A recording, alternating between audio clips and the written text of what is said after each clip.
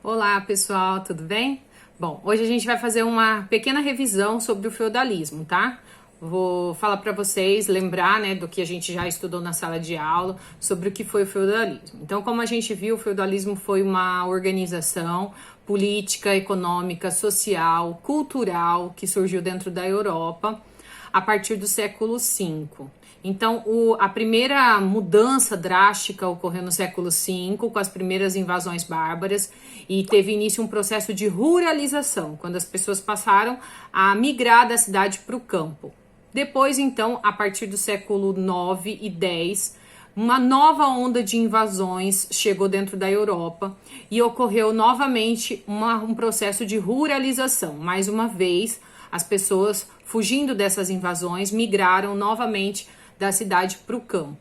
E aí, então, elas vão passar a viver nessas pequenas ou grandes propriedades, né, grandes fazendas, que vão ser chamadas de feudos.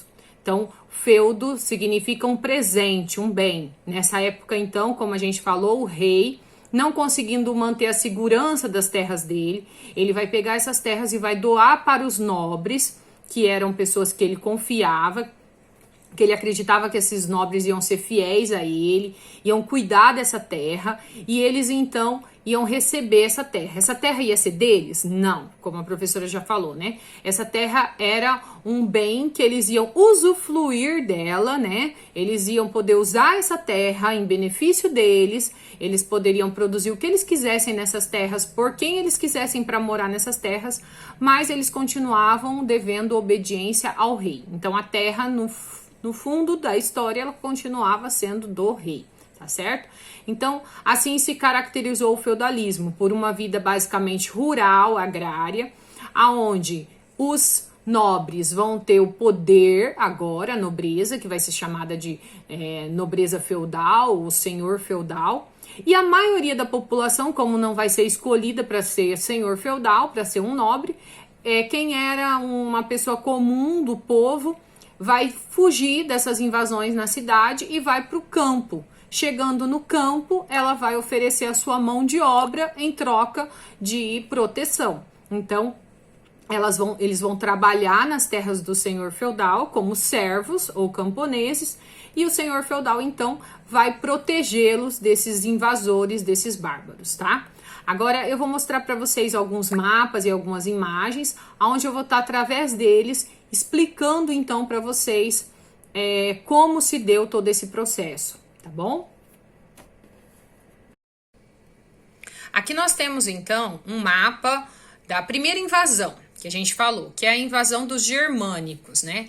Essa primeira invasão, ela já ocasionou um processo de ruralização. O que a gente vê aqui? A gente vê a Germânia, que era uma região que ficava fora do Império Romano. Essa parte aqui, ó, era o Império Romano, tá? E aí, então, nós vamos ter as migrações. Então, nós vamos ver aqui essas flechinhas que tem aqui coloridas, simbolizam os povos germânicos. Então, cada flechinha, cada corzinha dessa é um povo germano. Os povos germanos, ó, burgúndios, suevos, vândalos, godos, anglos, jutos, lombardos, todos eles fugiam de outro povo que vinha atacando eles, que eram os hunos. Os hunos migraram lá da Ásia, que está lá no cantinho, e vieram para cá. Os hunos eram povos mais violentos, mais cruéis, mais bárbaros do que os germânicos. E por isso, então, eles fugiram dos hunos para dentro do Império Romano. E aí vão se formar os reinos bárbaros, como a gente estudou.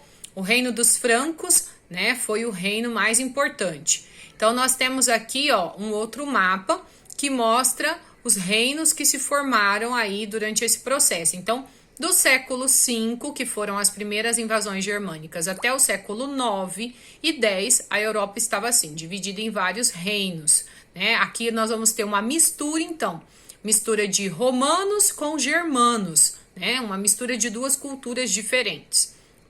Nesse processo, a Igreja Católica, né, foi conquistando a confiança de alguns reinos bárbaros, como a gente estudou no caso dos francos. Ela fez alianças importantes, né, com reis francos, como o Pepino, depois com o Carlos Magno, e essas alianças fizeram com que a igreja ficasse muito rica e poderosa já nessa época. Então, vocês têm aqui embaixo, ó, os estados pontificados, que é pontifícios, né? Que é a Igreja Católica, as terras que pertenciam à Igreja Católica.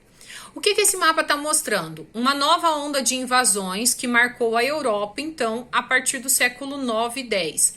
A gente vê aqui, ó, as flechinhas roxas representam os vikings. Então, os vikings vieram aqui, ó, pelo norte e pelo oeste, tá? Invadindo aqui, ó, o Sacro Império Romano Germânico, o Império dos Francos, tá? Do Carlos Magno. E aí, então, depois nós temos aqui as flechinhas verde, que são os sarracenos, que são os árabes, né? Aqui embaixo, pelo sul, atacando também. E depois os magiares, que são os húngaros, né? Que vieram aqui, a flechinha amarela, né? Migraram aqui da região da Hungria em direção ao Império dos Francos. Então, como a gente falou, o Pepino, depois o Carlos Magno foram imperadores muito importantes, mas aí, né, veio o Luís, o Piedoso, o filho do Carlos Magno, e o Luís, depois, né, quando ele estava aí prestes a morrer já, ele vendo que os filhos brigavam pelo trono, ele resolveu então assinar o Tratado de Verdun em 1843, em 843. Então, em 843 ele assinou o Tratado de Verdun, que dividia o reino entre os 3 filhos dele, né? Luís, Carlos e Lotário. Então, o reino se enfraqueceu e vai sofrer esse ataque a partir do século 9 e século 10. E aí vai se formar o feudalismo. A Europa vai ficar completamente dividida em vários pedacinhos, como uma coxa de retalhos, certo? E aí, então, nós vamos ter aqui, ó, um juramento de fidelidade, que eu falei para vocês, né? Que era chamada de homenagem e investidura. Então, o rei, representado aqui, está doando a terra para o nobre, representado aqui, né? Então, o nobre se ajoelha perante o rei, beija seu rosto, beija sua mão e jura a ele fidelidade. Nesse caso, então, ele vai receber como prêmio pela sua fidelidade o feudo, que é um pedaço de terra do reino, no qual ele vai ter que cuidar dessa terra. E aí nós vamos ter o sucerano, como eu falei, que é aquele que doa o feudo, e o vassalo, que é aquele que recebe o feudo, né? Então, nesse caso, o sucerano é o rei, porque ele está doando, e o vassalo é o nobre que está recebendo a terra, certo? Então, aqui, não se esqueça, o sucerano é aquele que doa o feudo, o vassalo aquele que recebe o feudo, e existe então entre os dois um juramento de fidelidade, troca de terra por proteção e produção, certo? Bom, o feudo, a palavra feudo, significa um bem, um direito nesse caso, se referindo à terra que ele recebeu, tá certo? Por isso o nome senhor feudal, por isso o nome feudalismo, tá bom? Bom, o nobre vai receber a terra e quando ele chegar lá no seu feudo, ele também vai fazer com que os camponeses, os servos, façam para ele um juramento de fidelidade. Nesse caso, o sucerano será o senhor feudal, que vai doar um pedaço da terra que ele recebeu para o servo, que vai ser o vassalo, e o servo vai receber essa terra e vai ter que cuidar dessa terra, lavrar essa terra, fazer com que essa terra se torne uma terra produtiva, certo? Aqui a gente tem uma imagem de um feudo, para ficar mais fácil de vocês entenderem. Então, a gente vê o castelo, geralmente existia uma muralha que protegia esse castelo. Essa muralha servia como proteção, então, né, para que, no caso de um ataque de bárbaros, eles pudessem se proteger dentro das muralhas, certo? Então, geralmente, nos feudos tinha uma muralha. O castelo tinha uma torre, essa torre servia para que eles pudessem enxergar o mais longe possível e assim se armar, se preparar quando estavam sofrendo um ataque bárbaro. E aí surge uma nova forma de trabalho, que como a gente também já comentou, vai ser chamada de colonato. O colono, então, é o camponês que recebe a terra, né? Em troca, ele faz um juramento de fidelidade, certo? A política do feudalismo. O poder político no feudalismo passa a ser descentralizado. O que significa essa palavra? Que cada senhor feudal vai mandar no seu feudo. Então o rei vai desaparecer? Não, o rei continua existindo, mas agora ele não vai ter mais o poder de criar leis sobre as terras que ele doou para o senhor feudal. Então quem vai fazer a lei na terra que o senhor feudal recebeu vai ser ele. Ele que vai decidir quem vão ser os seus soldados, ele vai criar o seu exército, cada senhor feudal vai ter o seu exército, cada senhor feudal vai ter o seu rei, tá? Por isso que vai ter a sua lei, desculpa. Por isso que o poder político a gente diz que está descentralizado, certo? Aí nós temos a sociedade. Então a sociedade ela vai ser dividida basicamente em 3 grupos sociais. O clero, que é a igreja católica, né? O padre reza. O nobre, que são os senhores feudais e os seus exércitos, que devem proteger o feudo dos ataques bárbaros. E o servo, que é o camponês, quem vai trabalhar na terra, né? Quem vai lavrar a terra e fazer a terra produzir e dar de comer aos outros grupos sociais. Então a gente vê aí uma imagem mostrando, né, o clero, a igreja católica, a nobreza, os senhores feudais e os camponeses, o povo que trabalha aqui, tá? A economia. A economia durante o período feudal, ela vai ser basicamente agrária. Eles vão viver da agricultura, da pecuária, da criação de animais e autossuficiente. O que significa essa palavra? Quer dizer que eles produziam somente o suficiente para a sua sobrevivência. Então, eles não produziam visando vender, eles produziam visando sobreviver, tá? O dinheiro vai desaparecer em vários lugares da Europa, então a moeda ela vai desaparecer em várias regiões. Por quê? Porque os bárbaros vinham atrás das moedas, dos metais preciosos. Então quem tinha seus metais preciosos vão esconder muito bem esses metais preciosos para não deixar que os bárbaros cheguem e tomem o que eles tinham de riqueza. Então por isso o comércio vai ficar reduzido e poucas cidades vão sobreviver dentro do feudalismo, tá? Aí a gente tem uma imagem, né, também de um feudo, aonde a gente pode ver aqui, né, no fundo um castelo. Isso é um desenho que foi feito na época, né, um quadro pintado. E aqui a gente tem, então, as terras e os servos, os camponeses trabalhando aqui, lavrando a terra, né, trabalhando aqui na terra. Aqui era um arado na época, né, puxado aqui pelo animal. E o servo, então, ajudando a preparar a terra para poder produzir nela, tá? Bom, as terras do feudo, elas eram divididas em partes. Aqui a gente vê, né, uma divisão do feudo.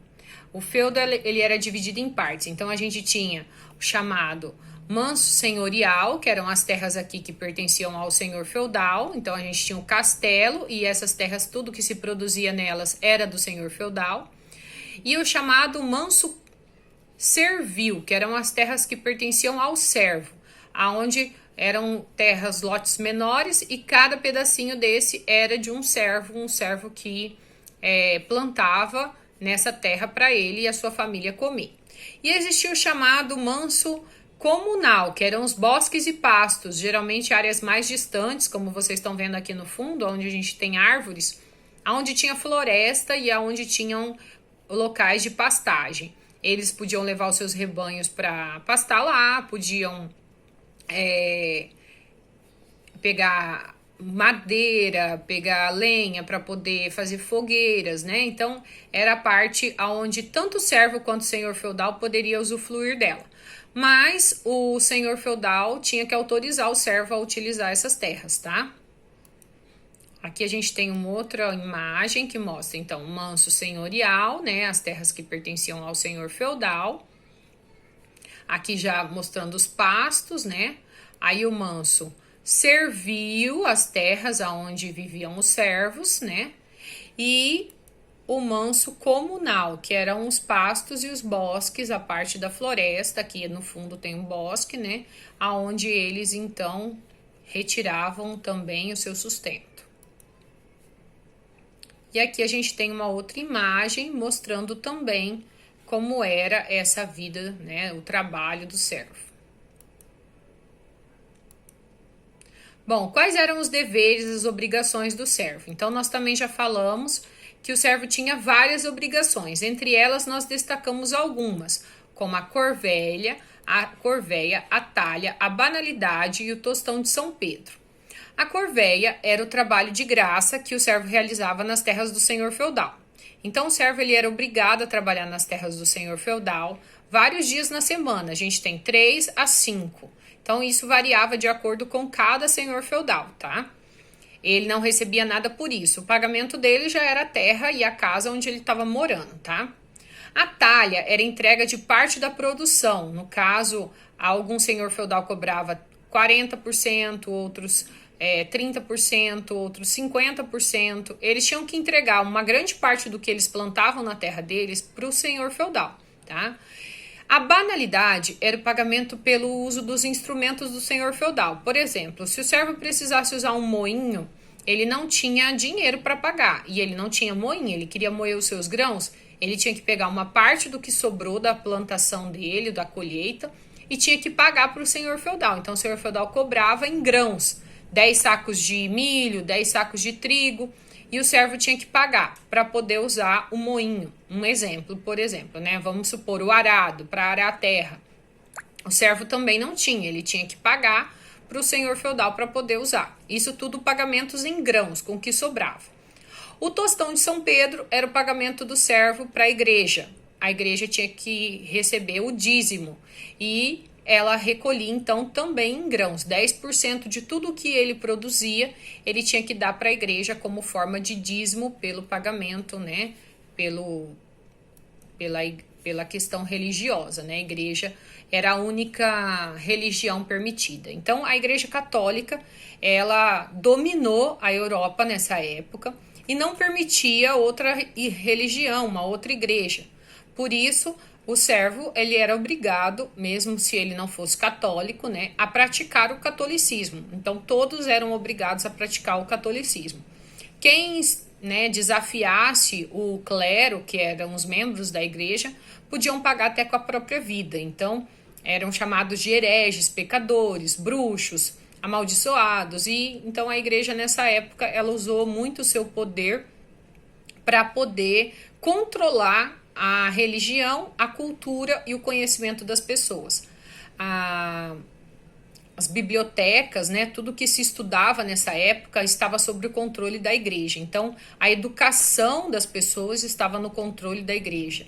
A igreja, os padres é que ensinavam, né? Os servos, logicamente, eram analfabetos, não sabiam ler nem escrever e não tinham tempo de estudar. Quem estudava eram os filhos dos senhores feudais e eles, então, quem aprendiam, né, e podiam ir para as universidades. Era tudo controlado pela igreja, né, as escolas, as universidades, as bibliotecas também. Então a igreja controlava tudo isso, se tornou uma instituição muito rica e poderosa durante o feudalismo, tá?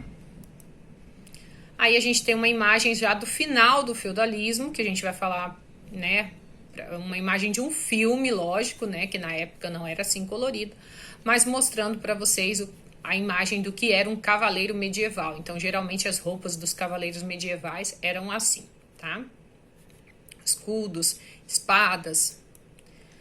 Então, revisando as principais características do feudalismo. A descentralização política, né? O senhor feudal, cada senhor feudal vai mandar no seu feudo. Uma economia basicamente agrária e somente o suficiente para sobreviver. Uma sociedade que nós chamamos de estamental, onde a posição social é determinada pelo nascimento.